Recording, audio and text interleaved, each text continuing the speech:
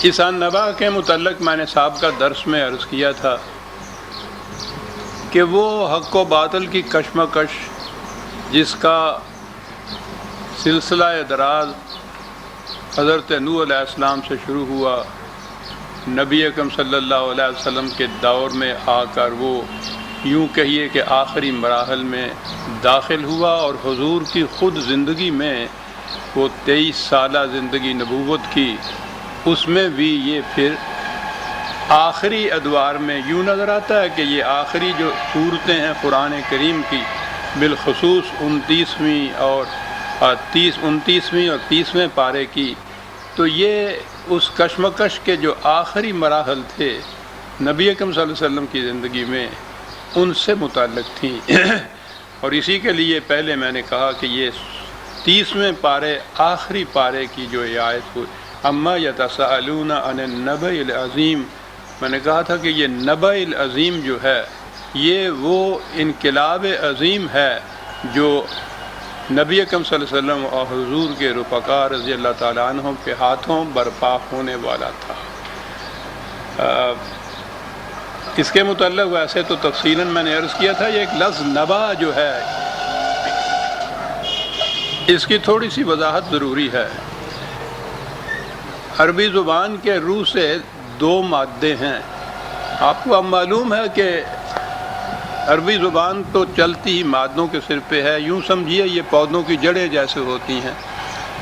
ایک تو ہے نون بے اور حمزہ، اور ایک ہے نون بے اور واو۔ نون بے اور حمزہ جو ہے اس کے معنی ہوتے ہیں خبر، اور اسی سے جو لفظ نبی بنا اس کے معنی خبریں دینے والا۔ یہودیوں کے ہیکل میں ایک منصب تھا، پروہت تھا ایک، اور وہ قسمت کے حال بتایا کرتا تھا، پیش گوئیاں کیا کرتا تھا، خبریں دیا کرتا تھا، تو اس کا مقام بہت بلند تھا۔ قسمت کا حال بتانے والا، اس کا تو مقام بلند ہوتا ہی ہے، تو اس کو نبی کہا کرتے تھے۔ وہ پیش گوئیاں کرنے والا اس کا ترجمہ ہوا۔ اس کا ترجمہ جب انگریزی زبان میں ہمارے ہاں ہوا تو نبی کو پروفٹ کہنے لگے، اور نبوت کو پروفیسی۔ تو پروفیسی تو آپ جانتے ہیں پیشین گوئی کو کہتے ہیں، تو پروفٹ پیشین گوئیاں کرنے والا، اس کا منصب یہ آ گیا۔ قرآن کریم نے یہ جو لفظ اپنے ہاں استعمال کیا ہے یہ نون بے واو کے مادے سے ہے۔ اس کے معنی ہوتا ہے مقام بلند پر کھڑا ہونے والا۔ اور یہ عجیب چیز ہے، صرف ایک لفظ سے ہی یہ پتہ چلتا ہے کہ مقام نبوت کیا ہے اور منصب نبوت کیا ہے۔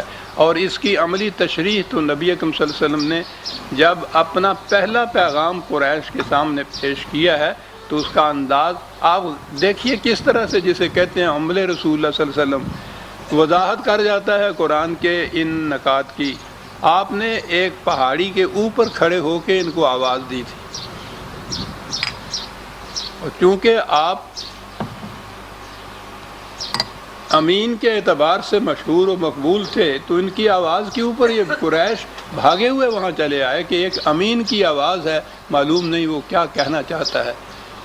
تو گویا نبوت سے پہلے ہی یہ مقام تو یوں حاصل ہو گیا ہوا تھا۔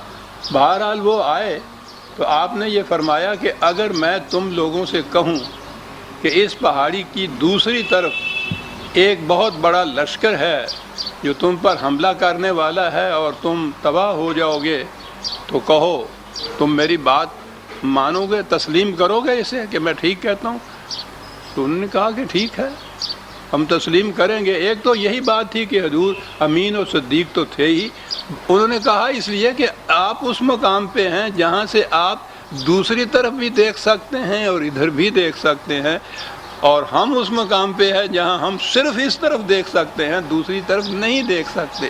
تو نبی وہ ہے اس مقام بلند پہ وہ کھڑا ہوتا ہے جہاں ایک طرف وہ عالم امر کے متعلق معلومات وحی کے ذریعے سے حاصل کرتا ہے، اور پھر ان کو وہ کنوے کرتا ہے عالم خلق کی طرف۔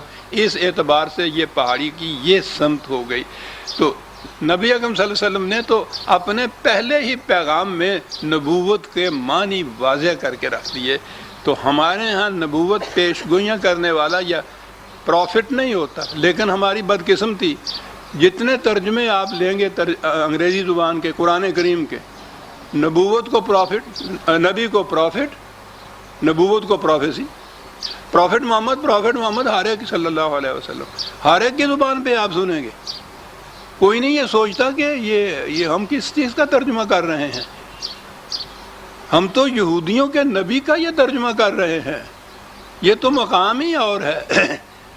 اس مقام کے لیے تو بہرحال میں نے جب سیرت نبی اکرم صلی اللہ علیہ وسلم کی رقم کیا تو میں نے اس کا نام معراج انسانیت رکھا تھا۔ بلند ترین مقام میرے ذہن میں یہی آ سکتا تھا، اگرچہ حضور کا مقام تو اس سے بھی بہت بلند ہے کہیں۔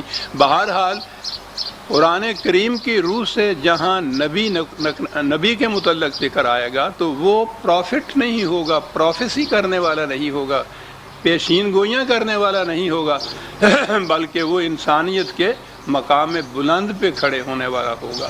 یہ پروفیسیز پیشین گوئیاں ہی تو ہیں جس نے مرزا غلام احمد جیسے کو نبی بنا کے رکھ دیا۔ وہ اپنی نبوت کا سارا مدار ہی پیشین گوئیوں پہ رکھ رہا ہے۔ دیکھیے یہ پیشین گوئی پوری ہوئی، وہ پیشین گوئی پوری ہوئی۔ اگر یہ پیشین گوئیاں یہی ہوتی ہیں کہ زلزلہ آئے گا، طوفان آئے گا، سیلاب آئے گا، سارے ادھیڑو کام کرنے والا، لیکن مدار ہے نبوت کا پیشین گوئیوں پر۔ کہاں سے یہ بات آئی؟ وہی پروفیسی جو تھی۔ اور بات آگے چلی گئی، اس نے تو ساتھ اپنے لیے نبوت کا دعویٰ کیا، باطل جو تھا۔ آپ کے ہاں جتنے یہ بڑے بڑے اولیاء کرام ہیں، ان کی کرامات میں بات ہی یہی ہے کہ وہ صاحب آنے والے حالات کا پتہ بتا دیتے ہیں، قسمت کا حال بتا دیتے ہیں، غیب کی خبر بتا دیتے ہیں۔ تو پروفیسیز تو وہاں سے چلی آ رہی تھی ہمارے ہاں۔ یہ پروفیسی کا سوال نہیں ہے۔ اگر وہ چیز ایسی ہے مستقبل کی کہ جس کا علم انسانی ذرائع علم کی روح سے حاصل نہیں کیا جا سکتا، تو وہ علم غیب ہے، وہ خدا کے سوا کسی اور کو حاصل نہیں ہو سکتا۔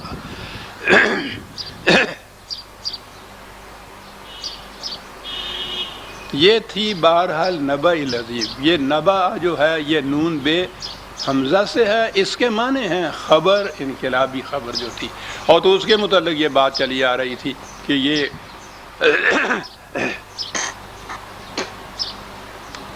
یہ کشمکش اب آخری دور میں داخل ہو گئی۔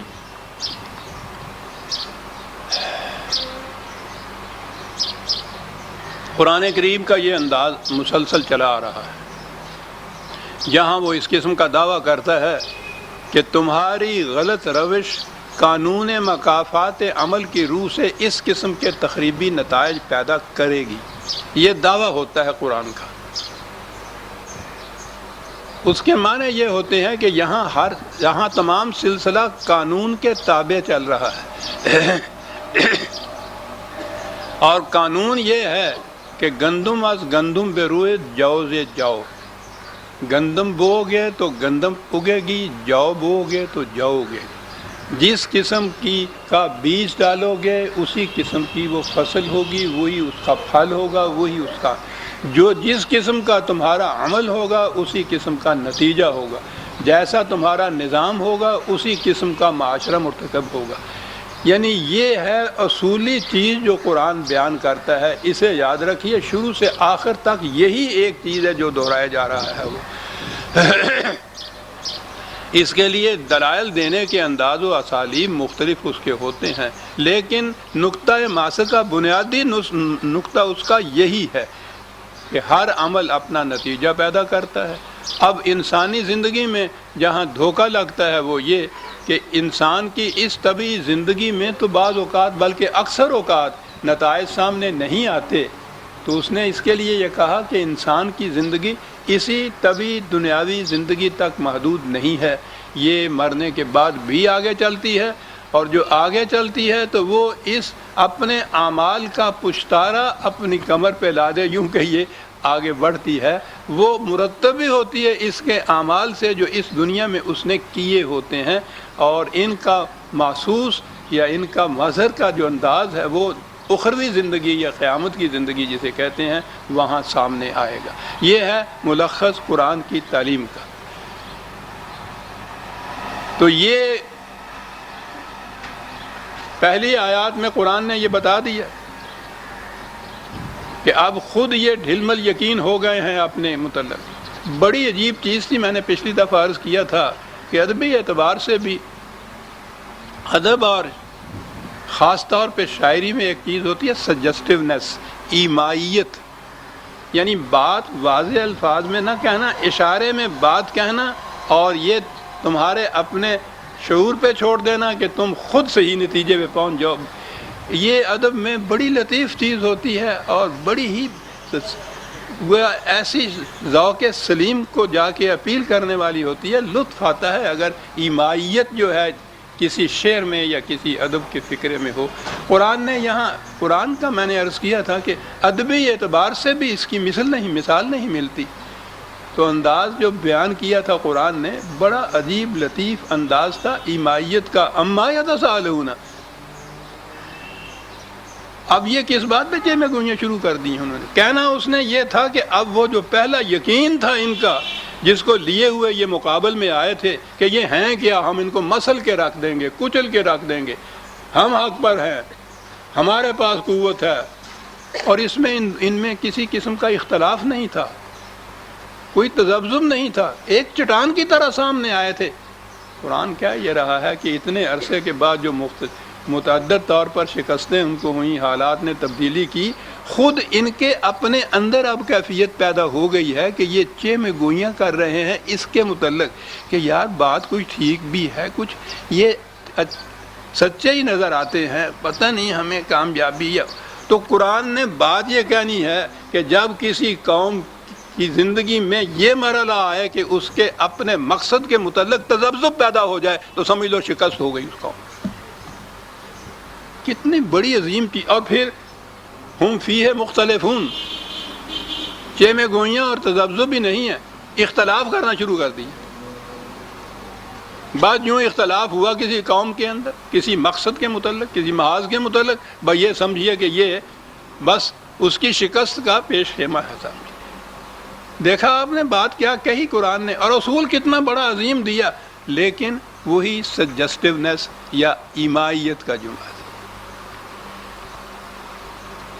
اور پھر میں نے جو عرض کیا تھا کہ وہ چیز کہ یہ وہ قیامت جو ہمارے ہاں تصور میں ہے، اس دنیا کے آخری وقت میں جو کہتے ہیں کہ پہاڑ ٹکرائیں گے، زمین پھٹ جائے گی، آسمان ٹوٹ جائے گا، ٹھیک ہے وہ تو ہونا ہے، لیکن یہ وہ قیامت نہیں ہے، اس لیے کہ اس کے متعلق ہے کلا سیعلمون، یہ ابھی دیکھ لیں گے اس انقلاب کو جس کا ذکر کر رہے ہیں ہم، ابھی سیعلمون، اور اتنے زور سے یہ کہا کہ ثم کلا سیعلمون، ارے پھر سن لو اس بات کو، ابھی دیکھ لیں گے، یہ بات کوئی دور کی بات نہیں ہے، ابھی آنا چاہتی ہے صاحب۔ ورنہ جہاں تک اس قیامت کا تعلق ہے آنے والی کا، ہمارے ہاں تو بعد میں یہ سلسلہ ہوا، یہ عیسائیوں کے ہاں ایک دور آیا ان کے ہاں کہ قیامت آنے والی ہے۔ یہ 1740 میں ایک پادری تھا جرمنی کا، بینجل، اس نے یہ کہا حساب لگا کر کہ 1836 میں قیامت آ جائے گی۔ اب جناب وہ جو 36 کے آنے کے قریب جو دن تھے، وہ لوگوں نے گھر بار چھوڑ، شہر چھوڑ باہر جنگلوں میں چلے گئے، گویا قیامت شہروں میں تو آنی ہے، جنگلوں میں چلے گئے، اور کیا کرتے بیچارے وہ۔ عجیب افراتفری مچ گئی اس قوم کے اندر، اس ملکوں کے اندر، یورپ کے اندر۔ وہ 1836 گزر گیا تو پھر دوسرے پادری اٹھے، انہوں نے کہا کہ نہیں کوئی تھوڑی سی غلطی لگ گئی تھی، پنجابی جنوں ٹپلا کہندے ہیں، اس غلطی سے زیادہ جامع ہے وہ لفظ، حساب میں کوئی غلطی لگ گئی تھی، یہ اصل میں 1843 میں آئے گی، اور پھر وہی قیامت، وہ 43 بھی گزر گئی. پھر انہوں نے حساب لگایا تو انہوں نے کہا 47 میں آئے گی، وہ بھی گزر گیا. پھر انہوں نے کہا اب جو ایک پہلا غلطی کر گیا ہے کہنے میں پہ فلاں سال میں آئے گی، اس کو لیے چلے جا رہے ہیں، اس کو جھوٹا کیسے کہہ دیں؟ کہنے لگے 61 میں آئے گی. اب جب 61 میں بھی نہ آئی تو تھک تھک کے ہر مقام پہ 2-4 رہ گئے، اس کے بعد ختم ہو گیا سلسلہ، پھر نہیں کسی نے اور پیشین گوئی کی. تو گویا یہ آنے کی صورت نئی نسل والوں کو میرا خیال ہے آج کل وہ بات نہیں ہوتی. ہم سے پوچھیے، بڑے بڑے پوسٹر لگے ہوئے ہوتے تھے، ہر دوسرے سال تیسرے سال شہر میں لگے ہوئے ہیں، جمع ہیں، لوگ دیکھ رہے ہیں.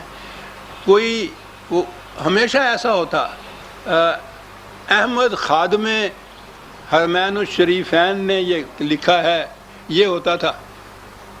میری عمر کے بڑے بوڑھے اس کی تائید کریں گے، یہی ہوتا تھا نا.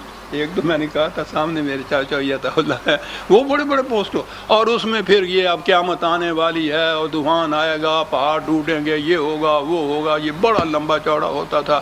پھر وہ نیچے ہوتا تھا کہ وہ خواب آیا ہے، وہ احمد کوئی تھا کہ ان کو حضور نے فرمایا ہے کہ میری امت سے کہہ دو کہ اب وہ نمازیں پڑھیں، روزے رکھیں، یعنی وہ قیامت جو آنے والی ہے اس کو ایوارڈ کر رہے ہیں. ہاں تو یہ ہوا کرتا تھا، وہ آنے والی ہے قیامت صاحب پہ. وہ بھی کئی سال ہوتا رہا، اس کے بعد وہ سلسلہ بھی اب ختم ہو گیا ہوا ہے. لیکن یہ قرب قیامت کے متعلق یا قیامت کے متعلق جو ساعت ہے اس پہ تو کئی کتابیں آپ کے ہاں ہیں. قرب قیامت کی نشانیاں کتابیں آپ کے موجود ہیں، اور وہ یہی ہیں، وہ قرآن کی آیتیں، یہ نبأ عظیم کی یا یہ کشمکش کی. کسی کی نگاہ اس پہ نہیں کی. اس نے تو کہا ہے کلا سیعلمون، اور کہا ہے قریش سے، اور کہا ہے آج سے 1400 سال پہلے، اور ہم اس آنے والی قیامت کے متعلق یہ نشانیاں ڈھونڈ رہے ہیں سامنے. بہرحال یہ وہ تھا انقلاب عظیم. اب یہ کہنے کے بعد یہ آئے گا، پھر وہ قرآن آ گیا اپنے اسی انداز کی طرف، اسی اسلوب کی طرف کہ وہ خارجی کائنات میں جو جس انداز سے یہ سلسلہ جاری اور ساری ہے وہ قانون کے زور پہ چلتا ہے. اس لیے وہ ہمیشہ پہلے شواہد خارجی کائنات کے پیش کرتا ہے، دوسرے شواہد ہوتے ہیں تاریخی اقوام سابقہ کی زندگیوں. تو یہاں اتنا کچھ کہنے کے بعد کلا سیعلمون، اب آیا وہ اپنے اس انداز پہ، الم نجعل الارض مہادا. غور کرو تو سر، ہمارے قانون کی زنجیریں کتنی محکم ہیں. میں نے پہلے بھی یہ عرض کیا تھا، شاید پچھلی دفعہ بھی، کہ آج سے 1400 سال پہلے جب پورے کرۂ ارض میں بھی ابھی تصور یہ نہیں تھا زمین کے متعلق کہ زمین گھومتی ہے، اور وہ بھی عرب کی سرزمین میں جہاں یہ عام نوشت و خوان کا ذریعہ بھی بہت محدود تھا، علم تو ایک طرف رہا. اس زمانے میں عرض کے متعلق کہنا، پھر میں وہ آیت دہرا دوں، یہ آیات جو ہیں ان کے حوالے رکھتے چلے جائیے اپنے ساتھ. 3-4 مرتبہ قرآن میں یہ چیز آئی ہے، کم از کم ایک حوالہ تو میرے سامنے ہے، 31/10 ہے دیا. خلق السماوات بغیر عمد ترونها، 31/10. وَأَلْقَى فِي الْأَرْضِ رَوَاسِيَ أَن تَمِيدَ بِكُمْ. یہ ساتھ تمیدہ و بکم عجیب چیز ہے کہ وہ گھوم رہی ہے تمہیں اپنے ساتھ لیے ہوئے. تو یہ عجیب چیز ہے. کسی گھومنے والی چیز کے اوپر ہم بیٹھے ہوئے ہوں تو ہمیں تو ایسا چکر آئے گا، وہ پتہ چلے گا اس کے ساتھ گھوم رہے ہیں. لیکن قرآن یہ کہہ رہا ہے کہ وہ تمہیں ساتھ لیے ہوئے گھوم رہی ہے. 1400 سال پہلے عرب کی سرزمین میں ایک شخص جو نبوت سے پیشتر ان پڑھ تھا، وہ یہ بات کہہ رہا ہے کہ زمین گھوم رہی ہے بیکم تمہیں ساتھ لیے ہوئے، اور یہ 2-3 مرتبہ قرآن کے اندر دہرایا گیا ہے۔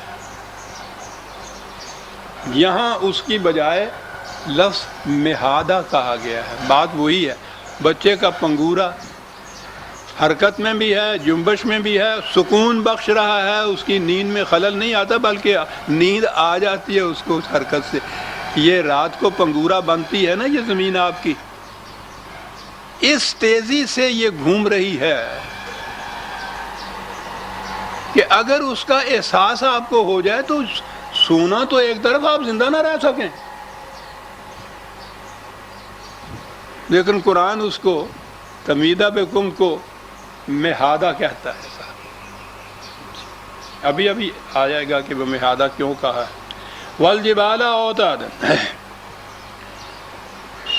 یہ ہمارے ہاں ابھی تک، ہمارے ہاں سے مراد ہے کہ سائنسدانوں میں، دنیا کے سائنسدانوں میں علم الارض کے اوپر کچھ زیادہ ابھی توجہ نہیں دی گئی، لیکن اب شروع ہو گئے ہیں اس کے متعلق بھی وہ تحقیق کرنے کے لیے، یہ کہ زمین کی اس ساخت میں یا ہیئت میں پہاڑوں کا کیا رول ہے جو یہ پلے کرتے ہیں، یہ ابھی تک تحقیق پوری نہیں ہو سکی، لگے ہوئے ہیں اس کے اوپر۔ قرآن نے جہاں بھی عرض کے متعلق کہا ہے یہ اس طرح گھومتی ہے، وہاں پہاڑوں کا ذکر ساتھ کیا ہے، اور کچھ یوں کیا ہے کہ جیسے یہ اس میں گڑے ہوئے ہوں اور اس کا بیلنس قائم رکھے ہوئے ہوں۔ میں نے عرض کیا ہے کہ ہمارے نزدیک تو، میں نے شاید عرض کیا تھا کہ تھوڑا ہی عرصہ ہوا، مدینہ یونیورسٹی کے جو چانسلر ہیں بن باز، ان کا یہ فتویٰ شائع ہوا تھا کہ کوئی شخص جو یہ کہے کہ زمین گھومتی ہے یا گول ہے تو پہلی چیز یہ کہ ان کی بیویوں پہ طلاق، یعنی کہے وہ طلاق بیوی پہ، اور پھر اس کے بعد دائرہ اسلام سے خارج، پھر وہ مرتد، اور اس کے بعد یہ آج بھی آپ کے ہاں وہ جو مرکز ہے آپ کے ہاں اسلام کی تعلیم کا، اس مرکز کی یونیورسٹی کا چانسلر آج بھی یہ کہہ رہا ہے صاحب۔ تو آپ سوچئے کہ اس زمانے میں تو یہ جو چیز ہے ہمارے ہاں نہیں، ہم تو ابھی تک یہاں ہیں۔ اگر یہ بن باز صاحب کے اسلام کے مطابق چلیں تو یہ ماننا کہ زمین گھومتی ہے، اس سے تو بہرحال جو شادی شدہ نہ ہو وہ تو مان لیں کچھ نہیں بگڑے گا، شادی شدہ کا تو کچھ رہتا ہی نہیں ہے۔ لیکن ابھی تک یورپ کے سائنسدان بھی علم الارض کے متعلق ابھی اس مقام پہ نہیں پہنچے، وہ بتائیں آئیں گی یہ ساری چیزیں۔ قرآن نے کہا ہے یہ سنریم آیاتنا فی الآفاق وفی انفسہم حتی یتبین لہم انہ الحق۔ اللہ اکبر۔ خارجی کائنات و انسانوں کی اپنی دنیا کے اندر ہمارے آیات پر پڑے ہوئے پردے اٹھتے چلے جائیں گے، ہر پردہ جو اٹھے گا وہ اس حقیقت کی دلیل بن جائے گا کہ قرآن نے جو کہا تھا سچ تھا۔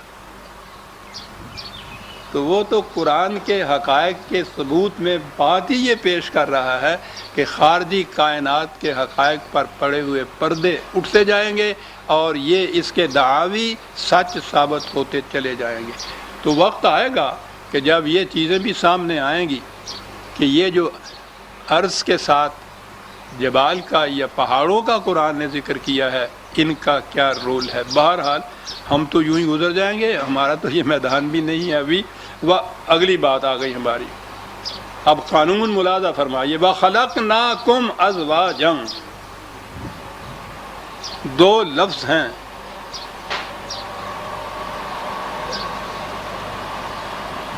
پہلے جو کچھ ہوا کرتا تھا اس کو تو چھوڑ دیجئے، اب آج آپ کے دور میں تو اس مسئلے نے بے حد شدت اختیار کر رہی ہے نا کہ عورتوں کے حقوق کیا ہیں۔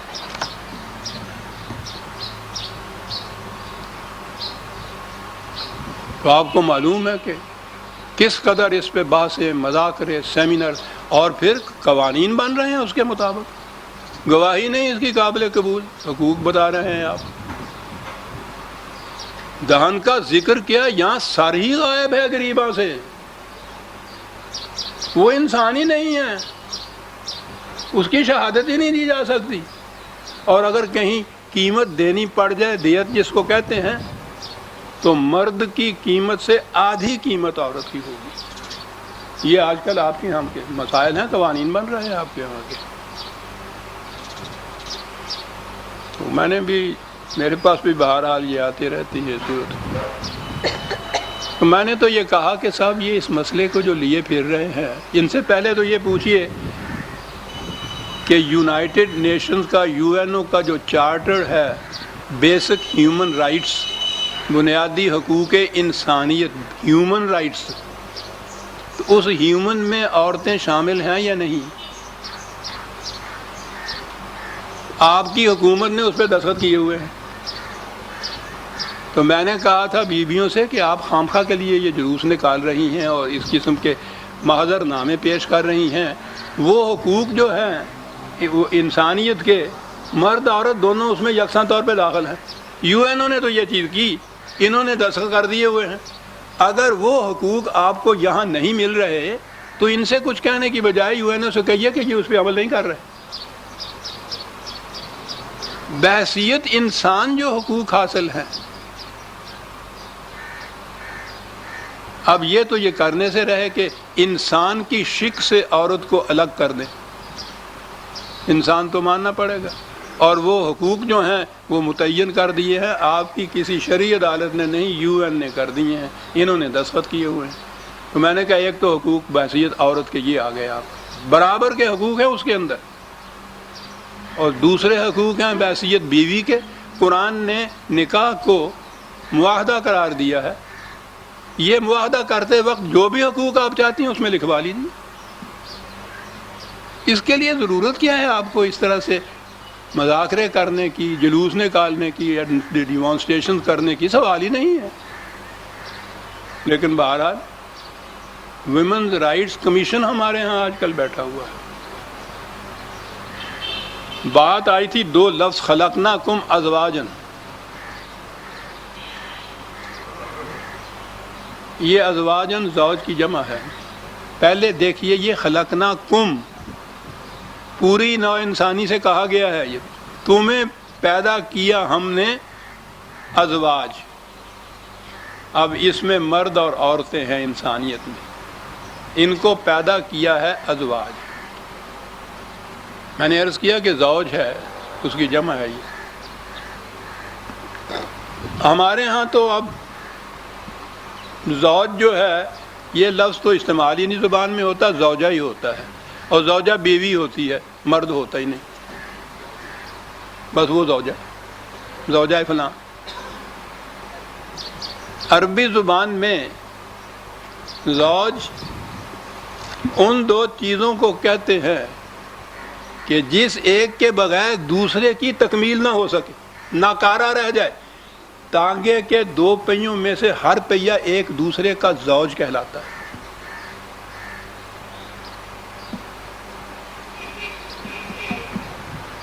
خلقناکم، پوچھئے یہ کم کے کیا معنی ہیں؟ پوری انسانیت کے لیے آیا جی۔ کیسے پیدا کیا تم لوگوں؟ ازواجن، پیدا ہی اس طرح سے کیا ہے تم کو، عورت اور مرد کو، کہ ایک کے بغیر دوسرے کی تکمیل ہی نہیں ہو سکتی، وہ بیکار ہو کے رہ جاتا ہے۔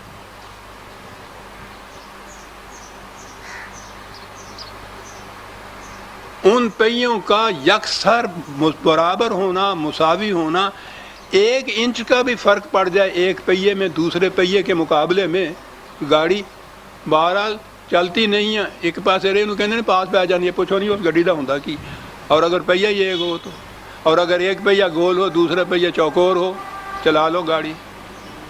ہے نا انہوں نے یہ چوکور پہیے رکھے ہوئے، چلتی ہیں گاڑیاں آپ کی، پوری قوم کی گاڑیاں رکی ہوئی ہیں آپ کے یہاں پہ عزیزان من، جو عورت کے ساتھ انہوں نے یہ کچھ کیا ہے۔ عورت کے ساتھ نہیں، خدا کی تخلیق کے ساتھ۔ وہ کہتا ہے خلقناکم ازواجن، یہ کہتا نہیں تم بناتے پھرو ان کو آپس میں ایک دوسرے کو، مرد اور عورت کو زوج، ہم تو نہیں زوج بنائیں گے۔ نہ بناؤ بھائی، ان کا کیا بگاڑ دو گے؟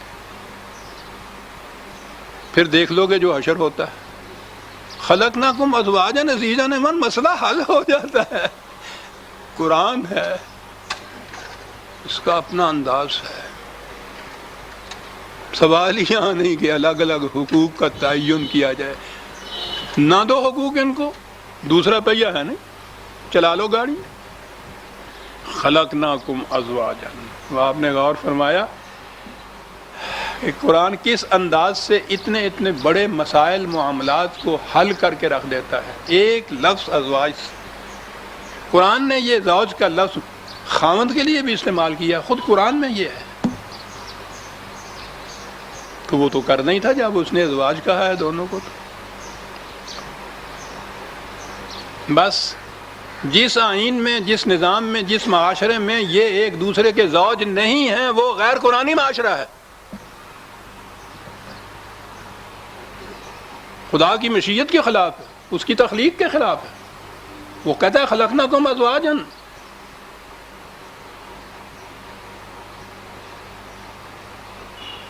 قوموں پر عذاب یوں ہی نہیں آ جاتا،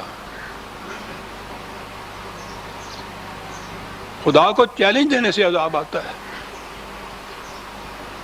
یہ چیلنجز ہے عزیزان من، یہ مسائل نہیں ہیں، فقہی قوانین نہیں ہیں، زندگی کے بنیادی حقائق ہیں، مسائل ہیں، بنیادیں ہیں زندگی کی۔ خلقناکم ازواجا ایک بنیاد ہے زندگی کی، اس کے خلاف کرنا خدا کو چیلنج دینا ہے، نتیجہ اس کا ظاہر ہے، اس کا کیا بگڑتا ہے۔ اخلقناکم ازواجا۔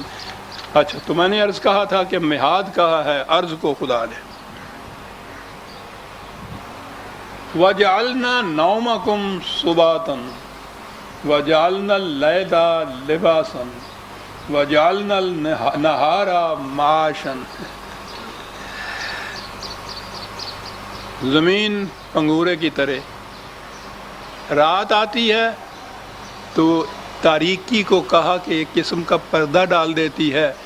وہ دیکھا عام طور پہ سامنے لیمپ روشن ہو یا بلب جلتا ہو تو نیند نہیں آتی، تاریکی میں نیند آتی ہے، وہ پردہ بن جاتی ہے روشنی کا، اور وہ ایک ایک گھر میں ایک ایک بلب کے اوپر وہ پردہ نہیں ڈالتا، وہ پوری کرۂ ارض پہ یا اس حصے پہ جس میں رات آتی ہے وہ تاریکی کا پردہ ڈال دیتا ہے تاکہ تم آرام سے سو جاؤ۔ سباتن،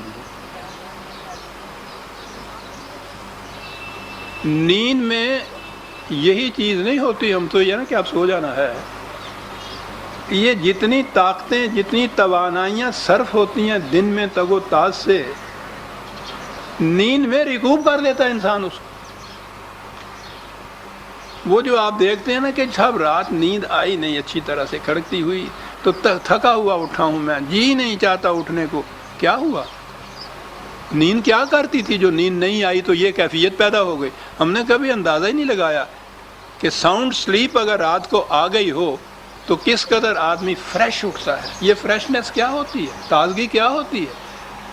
وہ جو توانائیاں صرف ہو گئی ہوتی ہیں دن میں، وَجَعَلْنَا النَّهَارَ مَعَاشًا،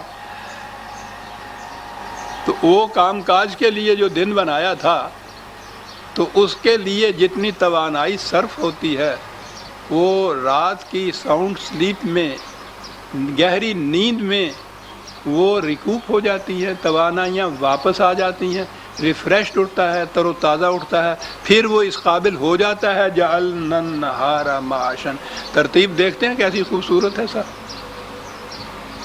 نوم کو سبات، لیت کو لباس اور نہار کو معاش، اور یہ سب کچھ اٹل قانون کے مطابق ہوتا ہے۔ وہ قوانین جو کروں کو بھی اپنی زنجیروں میں جکڑے ہوئے ہیں، وہ بنائنا فوقکم سبعا شدادا، متعدد کرے تمہارے ہاں فضا کی پہنائیوں کے اندر ہیں۔ یہ ان کا نظم و نسق ہے باہمی کہ جس سے یہ دن اور رات اس کی گردش دولابی جاری ہے، یہ ہو رہی ہے، کتنی ایگزیکٹنیس سے ہوتی ہے۔ یہاں ہم حسابی قاعدے سے بتا دیتے ہیں کہ سورج اتنے منٹ اتنے سیکنڈ کے اوپر طلوع ہوگا، اتنے پہ وہ غروب ہوگا۔ یہ ہمارے حساب کی روح سے سورج نہیں ہوتا، سورج کے حساب کی روح سے ہم اپنے ہاں یہ کیلکولیشن کرتے ہیں، کبھی غلط ثابت نہیں ہوتی۔ آپ کے ہاں کے انسانوں کی کبھی گاڑی کے معنی اب ٹرین ہے، نہ وقت پہ آتی ہے نہ وقت پہ آتی.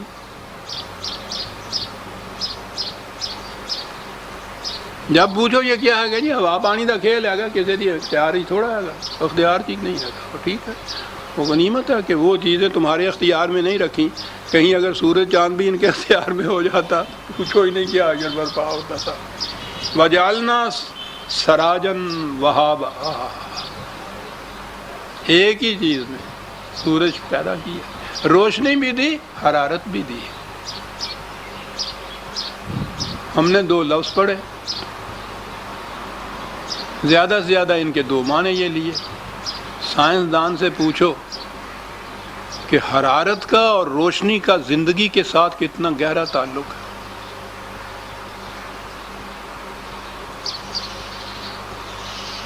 اب تو اس کتاب کا شاید نام بھی نہیں کہیں آئے گا. ہمارے ہاں بچپن میں ایک کتاب ہوتی تھی, زندگی روشنی صفائی, شاید ذہن میں آ جائے میرے معاصرین کے. وہ نصاب تھی پتہ نہیں چوتھی پانچویں زمانے پر. اس میں روشنی خاص طور پہ زندگی اور روشنی کا تعلق جو تھا اس زمانے میں سمجھایا جاتا تھا. پھر حرارت کا تعلق, تو یہ پودوں کے متعلق تو عام سیدھی سی بات ہے. اگر اس میں روشنی نہ پہنچے, اگر ان کو حرارت نصیب نہ ہو, ان میں نمودی نہیں ہوتی, نشو و نمائی نہیں ہوتی. تو گویا دو چیزوں کا ہونا نہایت ضروری ہے, روشنی اور حرارت. کہا کہ ایک ہی سرچشمہ سے روشنی اور حرارت دونوں تمہیں مل جاتی, اور ایسا وقت پر وہ ابھرتا ہے, ایسے وقت پہ وہ راستہ, متعین راستہ ہے جو وہ طے کرتا ہے, متعین وقت میں جا کے وہ غروب ہوتا ہے. کہا کہ کہو یہ کسی قانون کی شہادت دیتا ہے یہ نظام, یا یہ ہے کہ یہ لا قانونیت ہے کہ ظالم ظلم کرتا رہے کوئی پکڑ ہی نہ سکے. لا قانونیت تو نہیں ہے. جعلنا سراجا وہاجا وانزلنا من المعصرات ماء ثجاجا. کیا بات ہے, کئی لفظ تھے عربی زبان میں بادلوں کے لیے. بادلوں کو معصرات کہنا صاحب, واہ, معصرات عصر, اس کے معنی ہوتا ہے کسی چیز کو نچوڑ کر اس کے ہاں سے جتنی چیزیں ایسی ہوں جو ناکارہ ہوں, ناکامیاب ہوں, ان کو الگ کر دینا, اور کشید کیا ہوا پانی جو ہے اس کو اٹھانا. کشید کیے ہوئے پانی کو بادل کہنا. آج سمجھ میں بات آتی ہے جو کہتے ہیں کہ سارا نظام جو آپ کے ہاں فطرت کا واٹر ورکس کا چل رہا ہے, اس کی بنیاد یہ ہے سمندر کا پانی تو ایک گھونٹ بھی آپ نہیں پی سکتے, وہ تو ہلاکت ہوتی ہے. پھر اس کے اندر جو کثافتیں ملی ہوئی ہوتی ہیں وہ ایسی نہیں ہوتی کہ فلٹریشن سے وہ دور ہو جائیں, وہ اس کو محلول کہتے ہیں. وہ اس میں ایسی حل ہوئی ہوتی ہیں کہ صرف ڈسٹلیشن سے الگ ہو سکتی ہیں, وہ فلٹریشن سے نہیں.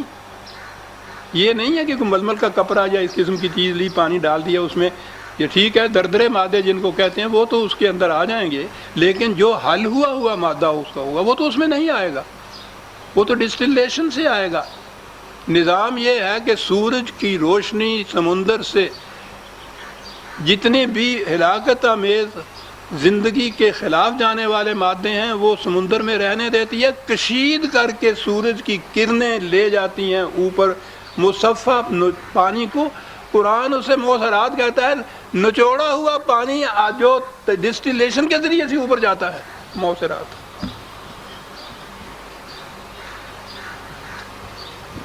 اور عربی کے مرادفات کیا کام دیتے چلے جا رہے ہیں سب. تو قرآن آ ہی سکتا تھا اس زبان میں. یہاں جو محیر العقول نظام قانون کا بتایا ہے نا, اس کے لیے معصرات کا لفظ آ رہا ہے, ورنہ صاحب کا لفظ بھی تو تھا. معصرات مان سجاجن لے جاتے ہیں اس طرح سے کشید کر کے, اور پھر بلیوں اچھلتا ہوا پانی تمہارے اوپر, صاف مقدر پانی تمہارے اوپر برستا ہے, تاکہ لنخرج بہ حبا و نباتا و جنات الفافا, تاکہ اس میں سے اجناس بھی اگے, سبزیاں ترکاریاں بھی اگیں, پھل بھی پیدا ہوں. ایک ہی قسم کا پانی مختلف اقسام کی چیزیں اس میں سے پیدا ہوتی چلی جاتی ہیں اس کے ذریعے سے. کہتا ہے یہ جو پیدا ہوتی جاتی ہیں ان کو تم دیکھتے ہو، نظام کیا ہے؟ جو بیج بوتے ہو اس قسم کا پھل آتا ہے۔ بات ساری یہ کہنی تھی۔ تو کہا کہ اگر یہ خارجی کائنات میں یہ اصول و قانون ہمارے ہاں کا جاری و ساری ہے تو تم اس کائنات سے الگ ہو کہیں، تم پہ قانون یہ نافذ نہیں ہوگا۔ یہ ساری چیزیں آ گیا وہ جس کے لیے یہ اتنا کچھ کہا گیا تھا۔ یہ سب کچھ کہنے کے بعد کہا یہ کہ انا یوم الفصل کان میقات، یہ سب کچھ ہم نے تمہیں اس لیے کہا، یوم الفصل یہاں کہا ہے۔ کیا خوبصورت باتیں ہیں، چونکہ وہ نباتات، پودے، جنسیں، فصلیں، اجناس، پھل، یہ چیزیں کہہ رہا تھا نا۔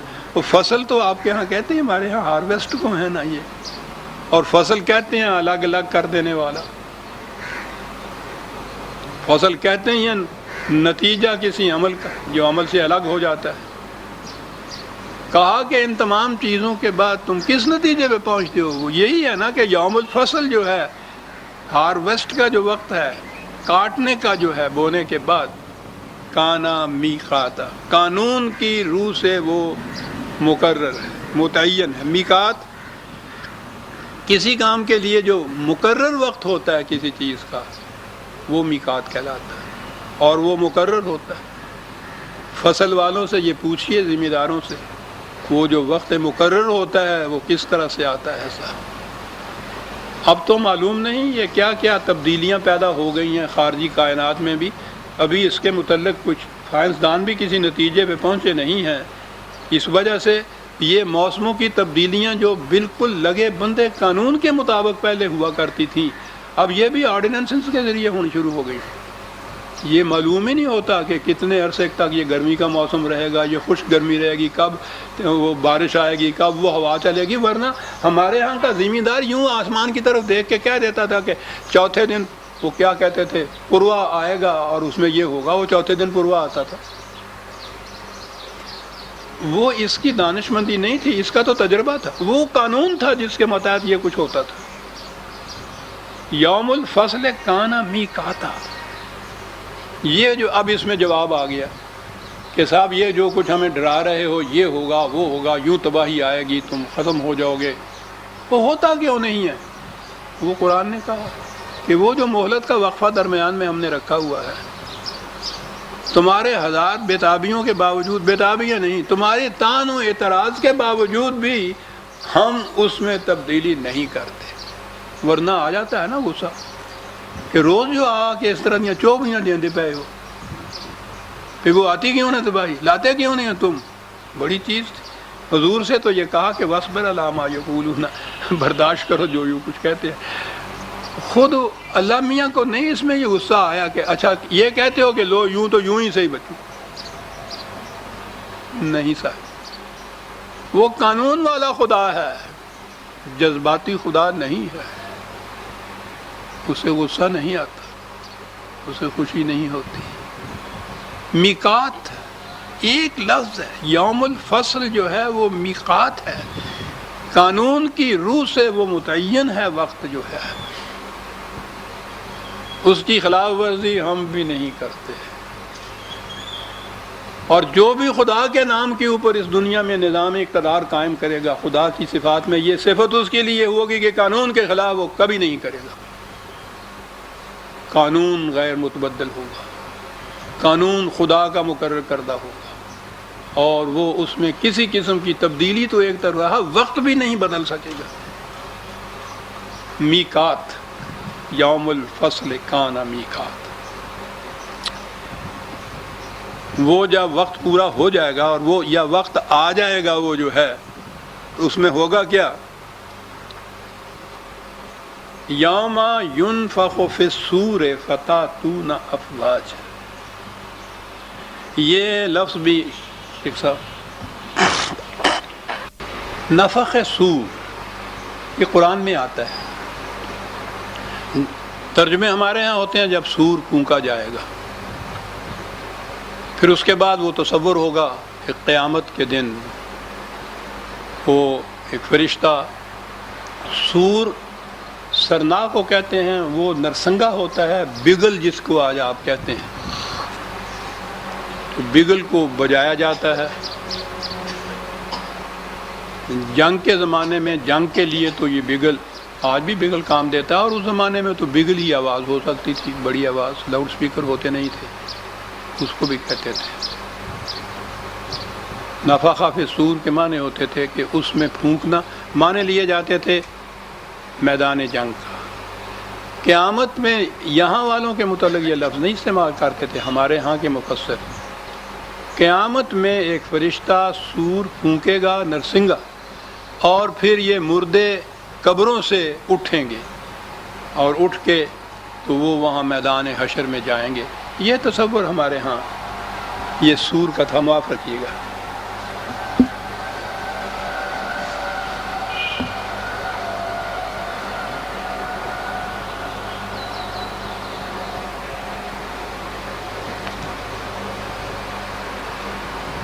جیسا بار بار میں دہرائے چلا جا رہا ہوں، آخرت کی زندگی کے متعلق جو کچھ بھی قرآن نے کہا ہے اس پر ہمارا ایمان ہے، لیکن وہ ہمارے شعور کی موجودہ سطح سے بلند چیز ہے۔ وہ حقائق ایسے ہیں کہ اس وقت ہم ان کو بیان ہی نہیں سمجھ سکتے وہ کیا ہے۔ مثال کے ذریعے سے قرآن نے بیان کیا ہے، تشبیہاً تمثیلاً ہی ہم سمجھ سکتے ہیں کہ وہ کیا ہے، حقیقتاً نہیں سمجھ سکتے کہ ان کی کنہ اور حقیقت کیا ہے۔ ہمارا ایمان ہے، ٹھیک ہے، ایسا بھی کچھ ہوگا، لیکن جیسا کہ میں نے عرض کیا ہے، اس کا تعلق صرف اخروی زندگی سے نہیں ہے، قرآن کا تعلق اس دنیا کی زندگی سے ہے۔ وہ اس لیے یہ چیزیں منواتا ہے کہ اس کا اثر پڑتا ہے آپ کی اس دنیا کی زندگی پر، انفرادی زندگی پر، اجتماعی زندگی پر، عالمگیر انسانیت کی زندگی پر۔ ورنہ اگر یہ بات نہ ہو اور اس کا نتیجہ صرف قیامت تک ہی ہو تو اس کا کچھ فائدہ ہمیں نہیں پہنچ سکتا۔ تو بہرحال عربی زبان کی روح سے بھی، یعنی یہ عجیب چیز ہے ان کے ہاں، صورت تو آپ جانتے ہیں نا، سواد کے ساتھ جو صورت ہوتی ہے، شکل و صورت جس کو آپ کہتے ہیں، صورت ہوتی ہے، وہ پیکر ہوتا ہے، فگر جسے آپ کہتے ہیں کوئی چیز، اس کی جمع بھی صور ہے، پیکر۔ وہ پیکر جن میں توانائیاں نہیں رہتی تھیں، ان میں نئی توانائیاں پھونک دی جائیں گی۔ وہ قومیں جن کو کمزور کر دیا گیا تھا، بے بس کر دیا گیا تھا، ناتواں بنا دیا گیا تھا، وہ انقلاب ایسا آئے گا کہ ان کے جسد ناتواں کے اندر نئی توانائیاں پھونکی جائیں گی۔ میں یہ مفہوم لیا کرتا ہوں، اور اس کے لیے اگلی آیت اگلی سورت جب آئے گی نا، وہاں اس کی تفسیر ملے گی کہ یہ جو انقلاب والے ہیں، یہی بات نہیں ہے کہ یہ خود اپنی کامیابی اور اپنی فتح چاہتے ہیں، اپنا غلبہ چاہتے ہیں، ورنہ عام طور پہ تو مقصود یہی ہوتا ہے سلطنتوں کا بھی، افواج کا بھی، کہ اپنا غلبہ، اپنی وکٹری۔ وہاں کہا ہوا کہ یہ بات نہیں ہے، بات تو وہاں تفصیل سے بحث کروں گا۔ کہا یہ ہے کہ یہ وہ ایک مثال جو ہے وہ عرض کر دوں، وہ بچپن کے پڑھی ہوئی یہ چیزیں بھی کام آ جاتی ہیں۔ وہ تصوف والے اور شریعت والوں کی تو آپس میں کھٹ پٹ چلی آتی ہے نا، یہ تو وہ تصوف والے کہا کرتے تھے کہ یہ شریعت والے یہ ٹھیک ہے، یہ دریا میں چھلانگ لگاتے ہیں، تیرنا جانتے ہیں تاکہ خود دوسرے کنارے جا لگیں، اور تصوف والے ہم لوگ، ہم بھی دریا میں چھلانگ لگاتے ہیں تاکہ ڈوبنے والے کو بچا کے لے جائیں۔ ہے تو بڑی چیز، قرآن آگے چل کے بتائے گا کہ یہ جو غلبہ اپنا چاہتے ہیں، اپنی کامیابی چاہتے ہیں، اس لیے نہیں کہ یہ خود دریا کے پار ہو جائیں، یہ اس لیے چاہتے ہیں کہ وہ جو پار خود نہیں ہو سکتے ان کو ساتھ لے کے پار ہو جائیں۔ یہ تھا، اگلی صورت میں آئے گی یہ بات۔ تو یہ جو قرآن نے یہ کہا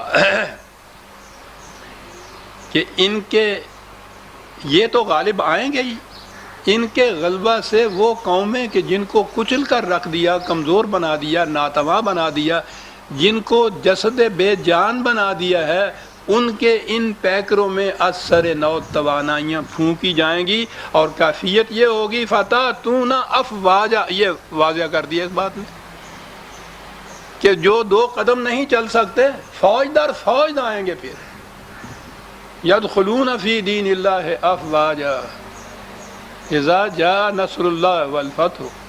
دیکھا نا کیا اس کا نتیجہ ہوگا، یدخلون فی دین اللہ افواجا۔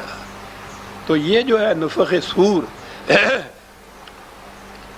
ان دونوں مفاہیم میں سے میں اس کو ترجیح دیا کرتا ہوں، یہ جو سباق سیاق کہلاتے ہیں کہ جو چلا آتا ہے موضوع یا مضمون، اس کے اندر کیسے فٹ ان ہوتی ہے بات، یہی تدبر فی القرآن ہے۔ اسے یاد رکھیے کہ یہ جو مختلف مرادفات کی روح سے مختلف معنی ہوتے ہیں، ان میں سے کوئی ایک معنی آپ نے منتخب کرنا ہوتا ہے کہ یہاں کون سا معنی ہو۔ یہ بات کہ سیاق و سباق اور مفہوم کے اعتبار سے ان میں سے کون سا معنی فٹ ان کرتا ہے، یہ ہے تدبر فی القرآن۔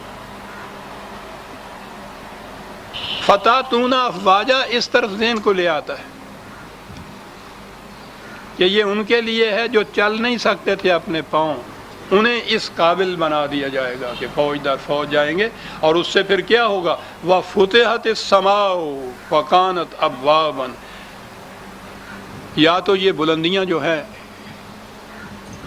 آج تو ہم یہ بھی کہہ سکتے ہیں کہ وہ چاند پہ بھی گئے اور مریخ پہ بھی گئے، یہ نہ بھی ہوں، سماوات کے معنی اگر مرادفات کی روح سے لیے جائیں، یہ بڑے بڑے اپنے آپ کو بلندیوں پر سمجھنے والے لوگ جو تھے، آسمانوں پہ چڑھے ہوئے، آسمانوں کی بلندیوں پہ چڑھے ہوئے، ان کے ہاں کے چوپٹ دروازے کھول دیے جائیں گے۔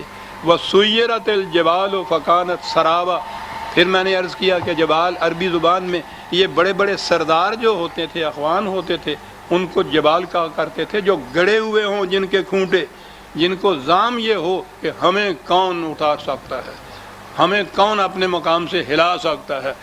قرآن نے یہ کہا کہ یہ اپنے مقام سے ہل جائیں گے، ایسی ریت بن جائیں گے۔ کیا بات ہے سراب کا یہاں کہنے، سوریہ تیلی بات بڑی عمدہ تھی۔ پہاڑ اپنے مقام سے ہل کے ریت کے ذروں کی طرح ہو، اور وہ ذرے ایسے، سراب آپ کو معلوم ہے نا کیا ہوتا ہے، یکسر فریب۔ یہ جو یہاں تو ہمارے ہاں وہ ریت ہوتی نہیں، یہاں کبھی کبھی یہ ابھی یہ جو موسم گرمی کا ہے، یہ جو سڑکیں ہمارے ہاں ایسفلٹ کی، دوپہر کے وقت دور سے آپ دیکھیے تو دور سے سڑک پہ پانی نظر آتا ہے آپ کو، وہ پانی نہیں ہوتا، فریب نگاہ ہوتا ہے۔ تو یہاں تو یہ کبھی کبھی ہوتا ہے، صحرا میں تو یہ فریب عام ہوتا ہے، دور سے کھڑا ہوا، اور وہاں پانی کی تلاش مسافر کے لیے پوچھو نہیں، زندگی موت کا سوال ہوتا ہے۔ دور سے دیکھتا ہے کہ دور تک پانی ہی پانی ہے، وہ سب وہ لپکتا ہے اس کی طرف، قریب جاتا ہے تو وہ نظر آتا ہے کہ پانی نہیں، وہ بھی صحرائی تھا۔ تو جو چیز اس طرح سے فریب دے کہ ہو تو صحرا اور پانی بن کر دکھائی دے، کیا تشبیہ ہے قرآن کی، کہ یہ جو اتنے اتنے بڑے نظر آ رہے ہیں، تم دیکھو گے، ان کے قریب جا کر دیکھو گے تو یہ پانی نظر نہیں آئے گا، نخلستان کا چشمہ نہیں یہ ہوگا، فریب کا دریا اور سمندر ہوگا۔ یہ بڑے بڑے جو ہیں، ان کی ترہ بازیاں جو ہیں، ان کے پیچ و خم کھل جائیں گے، یہ ہے ابواب کا کھل جانا، اور ان کی کیفیت یہ ہوگی کہ اپنے مقام سے ہل جائیں گے اور فریب نگاہ بن جائیں گے صاحب۔ یہ اس لیے کہ اِنَّا جَہَنَّمَ کَانَتْ مِرْصَادًا۔ کیا بات ہے، کیا لفظ ہے صاحب، جہنم ان کی گھات میں بیٹھی ہوئی ہے۔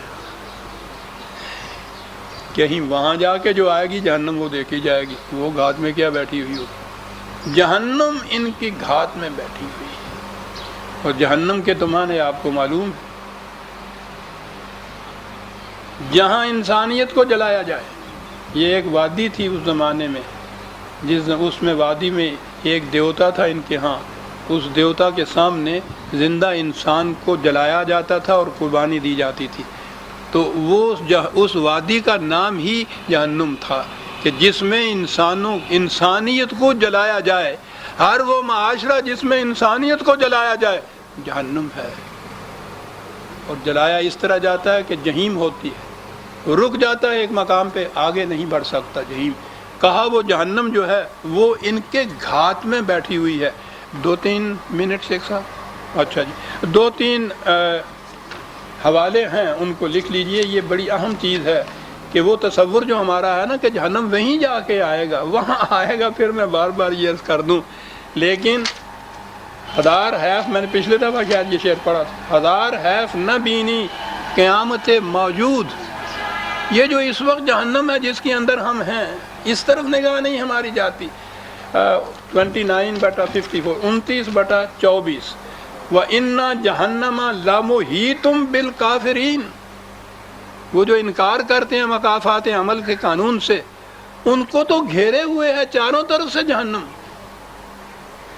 محیط اس چیز کو کہتے ہیں جو اس وقت احاطہ کیے ہوئے ہو، گھیرے ہوئے ہو اس کا۔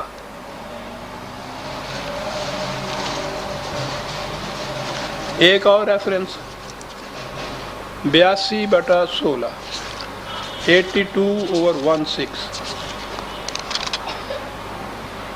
جہنم کے متعلق کہا، ہاں بات تو دور سے چلی آتی ہے لیکن یہیں کافی ہے۔ وَمَا هُمْ عَنْهَا بِغَائِبِينَ، یہ تو نہیں اسے دیکھ رہے، وہ ان کو دیکھ رہی ہے، وہ ان سے غائب نہیں ہے، ان کی نگاہوں میں وہ غائب ہے، اس کی نگاہوں میں یہ غائب نہیں ہے، یہ سب یہاں موجود ہیں۔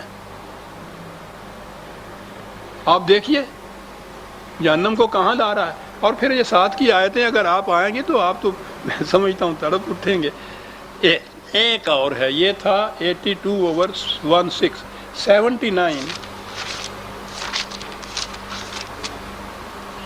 79/36، وَبُرِّزَتِ الْجَحِيمُ لِمَنْ يَرَاهَا۔ جہیم تو آج بھی اسی طرح سے موجود ہے، لیٹنٹ جسے کہتے ہیں، چھپا ہوا جسے کہتے ہیں، مضمر جسے کہتے ہیں، لمن یرا، دیکھنے والوں کے سامنے ابھر کر جہنم آ جائے گا، دیکھنے والوں کے سامنے، جن کو بصیرت حاصل ہے ان کے سامنے تو جہنم ابھر کے آ جاتا ہے صاحب۔ یہ ہے وہ جہنم جس کے متعلق کہا کہ ان جہنم کانت مرصادا للطاغین مآبا۔ بہرحال اب وقت نہیں، یہاں سے ہم یوں کہیے کہ سورہ النبا کی آیت 20 تک ہم آ گئے، 21 یا 22 تک آ گئے، اس کے بعد آئندہ لیں گے۔ ربنا تقبل منا انک انت السمیع العلیم۔ شکریہ۔